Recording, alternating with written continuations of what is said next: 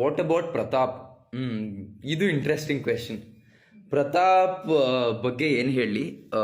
To be very honest, Pratap ಗೇಮನ್ನು ತುಂಬ ಚೆನ್ನಾಗಿ ಅರ್ಥ ಮಾಡ್ಕೊಂಡಿದ್ದಾನೆ ಆ್ಯಂಡ್ ಅರ್ಥ ಮಾಡ್ಕೊಂಡು ಚೆನ್ನಾಗಿ ಆಡ್ತಾ ಇದ್ದಾನೆ. ಅಂದರೆ ನನಗೂ ಅವನಿಗೂ ಪರ್ಸ್ನಲಿ ಅಷ್ಟು ವೈಬ್ ಆಗಲಿಲ್ಲ.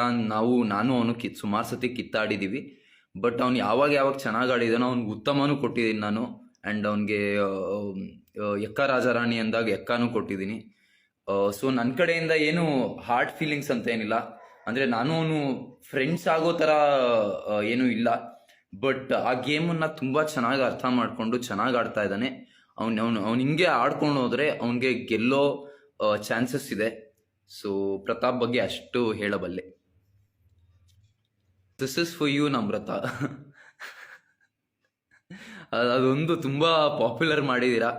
ಅದು ನಾನು ಕುಸ್ತಿ ಗೆದ್ದಿದ್ದ ಮೂಮೆಂಟಲ್ಲಿ ನಾನು ಅವರಿಗೆ ಅದನ್ನು ಡೆಡಿಕೇಟ್ ಮಾಡಬೇಕು ಅಂತ ಅನಿಸ್ತು, ಅದು ಮಾಡಿದೆ. ಆ್ಯಂಡ್ ಅದೇ ಒಂಥರ ಒಳಗಡೆ ಲೈನ್ ಆಗೋಯ್ತು, ಎಲ್ಲದಕ್ಕೂ this is for you, this is for you ಅಂತ. ಖುಷಿ ಆಗುತ್ತೆ. ಅಂದರೆ ನಾನು ಯಾವುದೋ ಒಂದು ಮೂಮೆಂಟಲ್ಲಿ ಹೇಳಿದ ಲೈನ್ ಅಷ್ಟು ಫೇಮಸ್ ಆಗಿದೆ ಅಂತ. ಚೆನ್ನಾಗಿರೋದು, ನೀವು ಗೇಮ್ಸಲ್ಲಿ ಎಲ್ಲ ಇದ್ರಿ, ಟೀಮ್ ಮಾಡ್ಕೊಂಡು ಹೊರಗೆ ಬಂದ್ರಿ.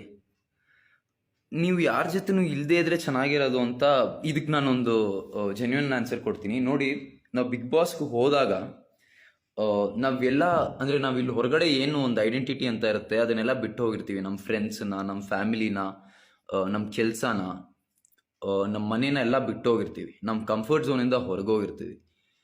ಅವಾಗ ನಾವು ಯಾವುದೋ ಒಂದು ಮನೆಗೆ ಹೋದಾಗ ನಮ್ಮ ಕಂಫರ್ಟ್ ಝೋನ್ ಅಂತ ಹುಡ್ಕೋತೀವಿ. ಅಂದರೆ ಯಾರು ನಮ್ಮ ಫಿಲಾಸಫಿಗೆ, ನಮ್ಮ ಸಿದ್ಧಾಂತಗಳಿಗೆ, ನಮ್ಮ ವ್ಯಾಲ್ಯೂ ಸಿಸ್ಟಮ್ಗೆ ವೈಬ್ ಆಗ್ತಾರೋ ಅವ್ರ ಜೊತೆ ನಾವು ಒಂದು ಕಂಫರ್ಟ್ ಝೋನ್ ಕ್ರಿಯೇಟ್ ಮಾಡ್ಕೋತೀವಿ. ಆ್ಯಂಡ್ ಆ ಕಂಫರ್ಟ್ ಝೋನ್ ಬೇಕು ಯಾರು. ಆ್ಯಂಡ್ ಆ ಕಂಫರ್ಟ್ ಝೋನ್ ಇಲ್ಲ ಅಂದರೆ ಆ ಮನೇಲಿ ಇರೋಕ್ಕೆ ತುಂಬ ಕಷ್ಟ ಆಗುತ್ತೆ. ಅಂದರೆ ಅಲ್ಲೇನು ಊಟ ಕಮ್ಮಿ ಇರುತ್ತೆ, ನಿದ್ದೆ ಕಮ್ಮಿ ಇರುತ್ತೆ, ತುಂಬ ಸ್ಟ್ರೆಸ್ ಇರುತ್ತೆ, ಫಿಸಿಕಲ್ ಇಂಜುರೀಸ್ ಆಗ್ತಾ ಇರುತ್ತೆ.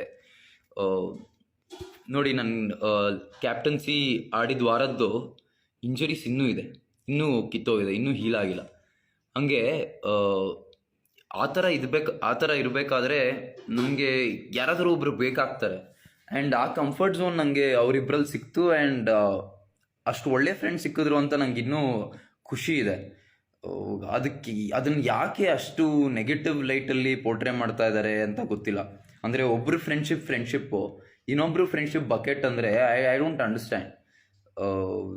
ಅಂದರೆ ಅಫ್ಕೋರ್ಸ್ ನೀವೆಲ್ಲ ನೋಡಿರಲ್ಲ, ಬಟ್ ನಮ್ಮ ಫ್ರೆಂಡ್ಶಿಪ್ ಲಾಸ್ಟ್ ಮೂಮೆಂಟ್ ತನಕ ಜೆನ್ಯೂನ್ ಆಗಿತ್ತು. ಯಾರೇ ಅದನ್ನು ಮುರಿಯೋಕ್ಕೆ ಟ್ರೈ ಮಾಡಿದ್ರು ನಾವು ಅದನ್ನು ಮುರಿಯೋಕ್ಕೆ ಬಿಡಲಿಲ್ಲ. ಆ್ಯಂಡ್ ಪ್ರಾಬಬ್ಲಿ ಅದೇ ಪ್ರಾಬ್ಲಮ್ ಆಗಿರಬೇಕು ಅನಿಸುತ್ತೆ. ಅಂದರೆ ಅದು ಮುರಿದೋಗಿದ್ದಿದ್ರೆ ಸುಮಾರು ಜನ ಖುಷಿ ಆಗ್ತಾ ಇತ್ತೇನೋ. But no regrets.